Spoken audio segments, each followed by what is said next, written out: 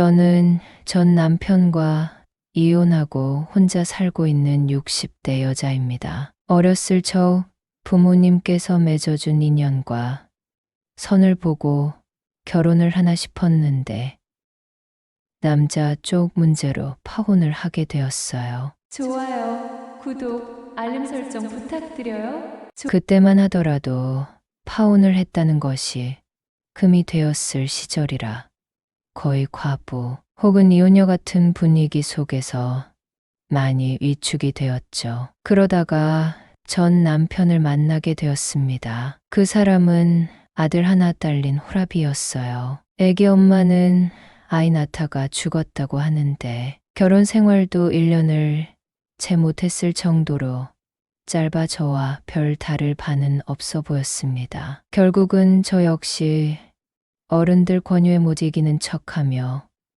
결혼을 결정했어요. 전 남편의 아이는 제가 결혼했을 때 가토를 넘겼을 정도로 갓난쟁이였습니다. 막 걸음마 떼고 말을 배우지도 못했을 정도였어요. 그 덕분에 저를 친엄마 이상으로 생각했고 또 잘 따랐습니다. 저 역시 제 배 아파 낳은 자식은 아니지만 아들에게 마음이 갈 수밖에 없는 상황이었고요. 전 남편은 제가 살던 동네에서 아주 소문난 부잣집 아들이었습니다. 작은 사업을 하다가 어느 날 급물살을 타서 급격히 부자가 되었는데 전 시아버지께서 투자도 잘하셨다 하더군요. 덕분에 저도 결혼하고 나서부터는 남부럽지 않게 호화로운 생활을 누렸습니다. 일할 필요도 없이 돈 걱정 하나 하지 않고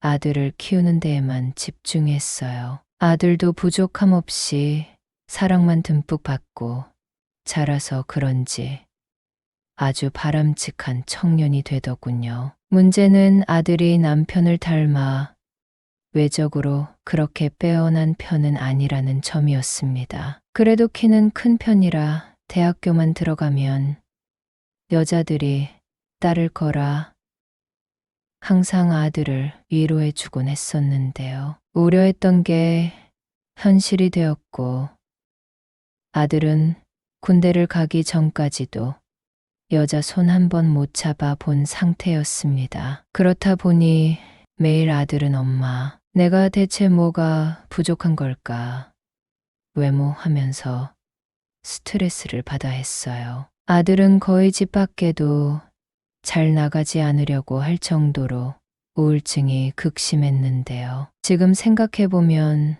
그때 저희 아들은 대인기 피증에 걸린 게 아니었을까 싶었습니다. 당시에는 그런 병명을 제대로 알지 못해서 그냥 서투르게 위로를 해줄 수밖에 없었어요. 엄마 된 마음으로 안쓰러워 매일 잠들어 있는 아들 얼굴도 쓰다듬고 손도 잡아주면서 상태가 나아지기만을 기다렸는데요. 어느 날 아들이 먼저 저에게 신호를 보냈고 그만 아들과 하룻밤을 보내게 되었습니다. 처음은 그렇게 서로 자인 듯 타인 듯 시작되었지만 그 다음부터는 서로가 서로를 원하기 시작했습니다. 아들도 휴학계를 내고 군대를 갈 준비를 하고 있었던지라 자주 밤을 함께 보내며 즐거운 시간을 보냈죠. 어느 순간부터는 죄책감 같은 것도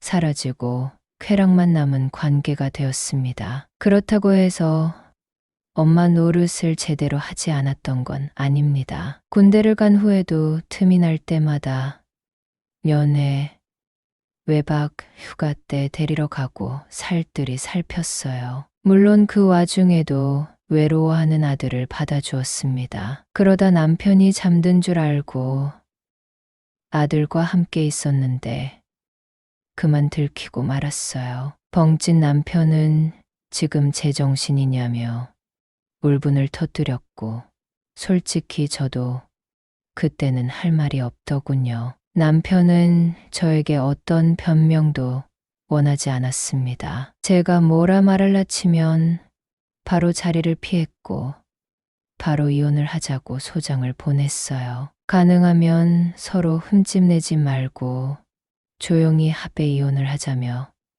도리어 저를 설득했습니다. 제가 확실한 유책 배우자인데다 당시에는 이혼을 해야 한다는 것만으로도 당황스러워 마땅한 제 권리를 챙기진 못했어요. 그래도 제가 죽을 때까지 먹고 사는 데에는 문제없는 돈을 받고 이혼을 결정했습니다. 저희 시댁이 오랫동안 살았던 집도 한 채 받았죠. 남편은 훨씬 더 많은 재산을 가지고 있었지만 제가 요구해선 안 된다고 생각했습니다. 그렇게 저는 나름대로 가족이라는 이름으로 복닥복닥 살던 집을 떠나 다시 혼자가 되었습니다. 그 후로 아들 소식은 그 누구에게서도 듣지 못했었는데 주변 이웃들에게 수소문해 보니 남편이 럴리로 유학을 보내버렸다고 하더라고요. 아들에게 연락할 수 있는 방법도 없고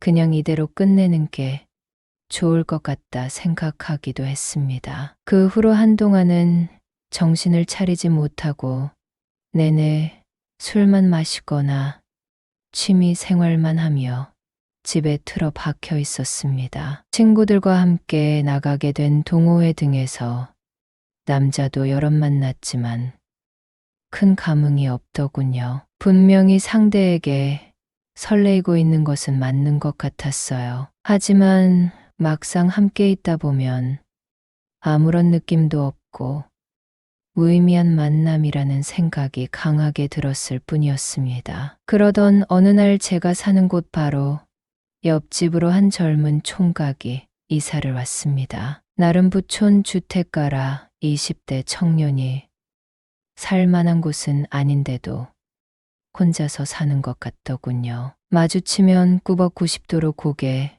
숙여 인사할 정도로 바른 청년이었습니다. 솔직히 처음 봤을 때에는 제 아들을 보는 것 같아서 가슴이 시릴 때도 있었어요. 평소 같았으면 인사만 하고 지냈겠지만 아들 같은 마음에 절로 눈이 갔고 서로 왕래하고 도움도 주면서 잘 지내게 되었습니다. 저는 총각을 볼 때마다 제 아들을 떠올렸습니다. 갓난쟁이 아일 때부터 군대까지 보냈을 정도로 지극정성으로 키운 아이니까요. 여러분은 써리모의 영상을 재미있게 듣고 계십니다. 아들과 밤을 지샌 적도 많았지만 좋은 추억들도 많았어요. 총각을 보면서 대체 어디에서부터 잘못된 것인지 매일매일 생각하게 되더라고요. 이런 생각을 할수록 저는 더더욱 청년에게 관심을 가지게 되었습니다. 좋은 직장을 가지고 있었는데 아침 일찍부터 나가 밤중에 힘없이 집으로 돌아오더라고요. 한 번이라도 더 마주치고 싶어서 일부러 밤 마시를 나온 척하면서 집 근처에서 기다리고 있었던 적도 있었습니다. 보면 볼수록 제 아들과 똑 닮은 모습에 접점을 만들고 싶었는데요. 청년이 주말에는 출근하지 않는다는 것을 알고 저희 집 전등을 갈아달라고 부탁한 적이 있었습니다. 쉬는 날 이런 부탁을 하면 싫어하는 기색을 보일 법도 한데 청년은 저희 집에 와서 먼저 전등을 확인하고 직접 공구상에 가서 사오기까지 했습니다. 알려주면 제가 사오겠다 해도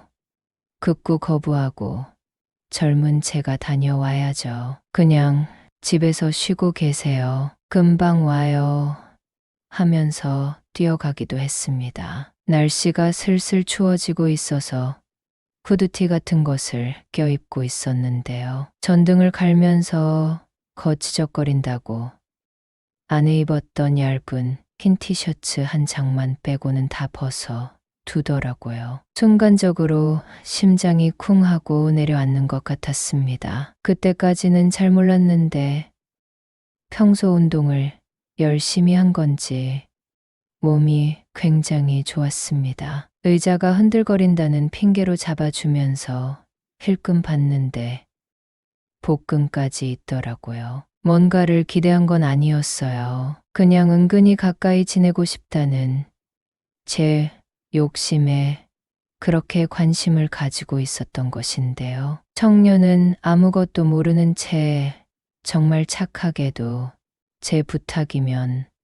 뭐든 기꺼이 들어주었습니다. 그렇다 보니 저도 단순히 싹싹해서 좋게 보였던 건지 잘해주고 싶다는 생각이 들었습니다. 또 그러던 어느 날 전을 부쳐 평소 친하게 지내던 집들을 돌아다니며 나눠주고 있었는데요. 총각 내 집 문을 두드리니 평소 출근하던 것과 다르게 편한 추리닝 잠옷을 입고 저를 반겨주더라고요. 그러면서 절 보고는 마침 잘 오셨어요. 저녁 안 드셨으면 혼자 드시지 말고 저랑 같이 해요. 라고 하더라고요. 처음에는 거절했는데 자꾸만 들어오라 하기에 못 이기는 척 총각집으로 들어갔습니다. 그 나이대 청년 혼자 사는 것답지 않게 집이 아주 깨끗했는데요. 저녁 먹으면서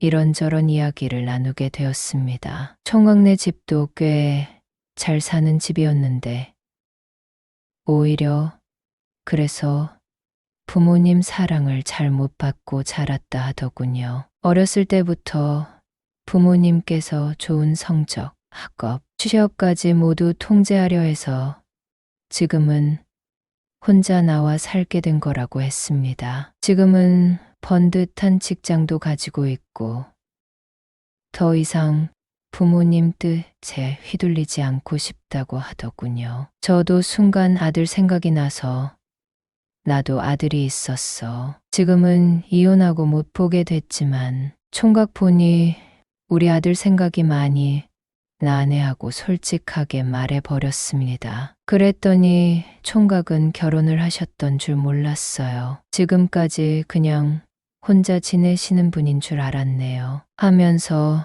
놀란 기색을 표하더라고요. 그러면서 저에게 그럼 제가 엄마처럼 생각하고 지내도 될까요? 저도 많이 외로워요. 사랑할 줄도 받을 줄도 모르거든요. 라는 제안을 하는 겁니다. 저도 좋다고 대답하고 밥 먹으면서 반주를 한두 잔 함께 했습니다. 어느 정도 술이 들어가면서 서로 더 솔직해졌는데 갑자기 청년이 사실 저는 엄마 같은 여자가 제 취향이에요. 엄마 사랑을 많이 못 받고 자라서 그런가 하면서 저를 지그시 쳐다보는 겁니다. 저도 순간 마음이 동했고 그렇게 자연스럽게 저희 두 사람은 함께 있게 되었습니다. 알게 모르게 서로 끌렸다는 것을 숨겼나 봅니다. 전혀 어색하지도 부끄럽지도 않았거든요. 그 후로 총각은 매일 저희 집에 찾아오고 있습니다. 처음에는 이런저런 핑계를 대더니 이제는 별말 하지도 않고 그냥 밥 먹으러 왔어요. 하며 퇴근하면 자기 집이 아니라 저희 집으로 곧장 향합니다. 저희 집 비밀번호를 알고 있으니 제가 없을 때는 먼저 집에 들어와 저를 기다리기도 하고요. 그렇게 저희는 서로 외로운 사람들끼리 밥도 같이 먹고 술도 한잔하며 지내고 있습니다. 물론 밤마다 즐거운 시간을 보내는 것도 잊지 않고 있는데요. 알고 보니 제가 청년의 부모님들 두 분보다도 나이가 더 많더군요. 오랜만에 총각 부모님이 아들 얼굴 보시겠다고 집에 찾아왔을 때 한번 마주치기도 하였습니다. 두 분은 저에게 고개 숙여 인사하면서 저희 아들을 잘 돌봐 주신다고요. 정말 감사합니다. 하면서 감사 표현까지 하셨습니다. 전 남편에게 아들과의 관계를 들키기 전처럼 가슴이 뜨끔했지만 그냥 모르는 척 했어요. 이대로 또 총각과의 관계를 놓아버리긴 싫었으니까요. 그렇게 자연스럽게 집을 합친 듯 아닌 듯 지내다 제가 총각에게 엄마라고 불러줄래? 하고 물어봤습니다. 총각은 이번에도 싫은 기색 하나 없이 엄마 하고 부르면서 제 품에 안기더라고요. 저는 총각에게서 아들을 떠올리고 있지만 저를 그저 엄마 같은 사람으로 여기는 건 싫을 줄 알았습니다. 그런데 총각이 저를 엄마라고 부르는 순간 가슴 속이 뜨거워지더라고요. 지치고 힘든 날에도 엄마라고 부르면서 저와 함께하는 총각을 보면 하루 피로가